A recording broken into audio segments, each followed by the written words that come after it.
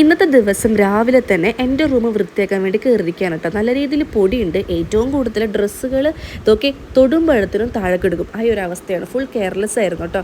Floor full വൃത്തിയാക്കിയതിന് ശേഷമാണ് ഞാൻ താഴേക്ക് ഡ്രസ്സ് ഇടുന്നത്. ഒരുപാട് പേര് ചോദിക്കാറുണ്ട് ചേച്ചി ഡ്രസ്സുകളൊക്കെ ആർക്കെങ്കിലുമൊക്കെ എടുത്ത് കൊടുത്തൂടെയെന്ന്.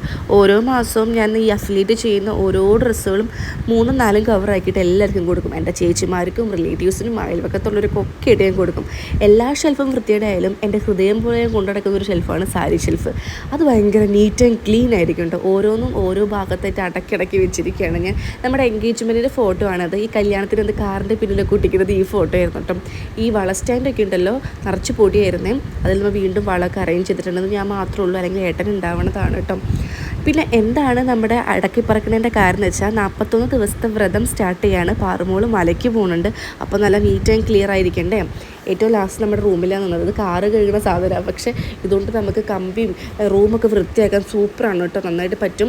പിന്നെ ചേച്ചി തുടയ്ക്കാമെന്ന് പറഞ്ഞു. ഇത് 41 ദിവസം വ്രതത്തിൽ നമ്മൾ രാവിലെ കുളിച്ചിട്ട് വേണം കയറാം. അപ്പോൾ ഈ വെളിച്ചെണ്ണ തേക്കലൊന്നും നടക്കില്ല. അപ്പോൾ വേഗം വെളിച്ചെണ്ണ തേച്ച് വെച്ചിട്ടുണ്ട്. പിന്നെ പുതിയ മാറ്റായിരുന്നു കേട്ടോ. അത് ഞാൻ ബാത്റൂമിൻ്റെ സൈഡിലിട്ടു. കർട്ടനൊക്കെ നമ്മൾ ഒരാഴ്ച മുമ്പേ വാഷ് ചെയ്ത് വെച്ചു.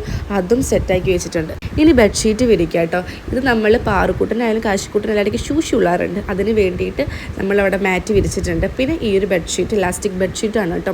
ഇതൊക്കെ ഞാൻ മുമ്പ് കാണിച്ചിട്ടുള്ളതാണ്. ഇതൊക്കെ ഭയങ്കര ക്വാളിറ്റിയാണ്. നല്ല ക്വാളിറ്റിയുള്ള ബെഡ്ഷീറ്റുകളും കാര്യങ്ങളൊക്കെയാണ്. ഇലാസ്റ്റിക് ആയിട്ട് അങ്ങോട്ട് പോകത്തുമില്ല. പിന്നെ ഇപ്പോഴടുത്താണ് ഞാൻ ഊത് മേടിച്ച സമയത്ത് ഇങ്ങനെ വീട്ടിലിങ്ങനെ പുകയ്ക്കാൻ പറ്റുന്നൊരു സാധനം ഞാൻ മേടിച്ചു. ഇത് ഫ്ലിപ്കാർട്ടിൽ നിന്ന് മേടിച്ചതാണ് കേട്ടോ. അപ്പോൾ ഇതൊന്ന് പുകയ്ക്കാമെന്ന് വെച്ചാൽ എൻ്റെ മക്കളെ നല്ല മണമാണ്. എന്തൊരു റീഫ്രഷിങ് ആണെന്നറിയോ. ഈ പുകയ്ക്കുന്ന സാധനം ഞാൻ ഇങ്ങനെ അത്രയൊക്കെ വിൽക്കുന്ന ഇളക്കിൽ നിന്ന് മേടിച്ചതാണ് കേട്ടോ. മറ്റേത് ഞാൻ ഫ്ലിപ്കാർട്ടിൽ നിന്ന് മേടിച്ചതാണ്. ഭയങ്കര ഫ്രഷ്നെസ്സാണ്. ഇതാണ് എനിക്ക് കാണിക്കേണ്ട ഒരു സാധനം. ഇത് ഭയങ്കര ചീപ്പ് റേറ്റിൽ ഞാൻ മേടിച്ചത്. കാശിക്കുട്ടന് മേടിച്ചതാണ് കേട്ടോ. നമ്മുടെ ബ്ലാങ്കറ്റാണ്. ഭയങ്കര കട്ടിയുള്ള ക്ലോത്താണ്. എന്തൊരു വില കുറവാണെന്നറിയോ. ഇത്രയും വില കുറവിന് കിട്ടുന്ന എനിക്ക് തോന്നണില്ലേ. ഇത് കുറേ നാളായി ഞാൻ മേടിച്ചിട്ട്. ഇപ്പം ചൂടുകാലം തുടങ്ങിയിട്ടുണ്ട്. പക്ഷേ ഡിസംബർ ആകുമ്പോഴത്തേനും നിങ്ങൾക്ക് ഉപകാരപ്പെടും. ഇപ്പം വില കുറഞ്ഞിരിക്കുന്ന സമയമാണ് കേട്ടോ. ഞാൻ 3 എണ്ണത്തിൻ്റെ ടാഗ് ചെയ്ത് കൊടുക്കുന്നുണ്ട്. നിങ്ങൾ മേടിച്ചോ. കാരണം എനിക്ക് തോന്നി ടാഗ് ചെയ്യണമെന്ന്. ഒരുപാട് പേർക്ക് ഇത്ര വില കുറവിന് കിട്ടിയാൽ നല്ലതായിരിക്കുമല്ലോ.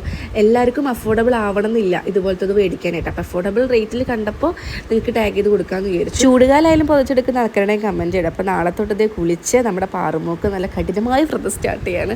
ശരിക്കും പറഞ്ഞാൽ ഇപ്പോഴാണ് കേട്ടോ എൻ്റെ റൂമിന് ഒരു ആത്മാവൊക്കെ വന്നത്.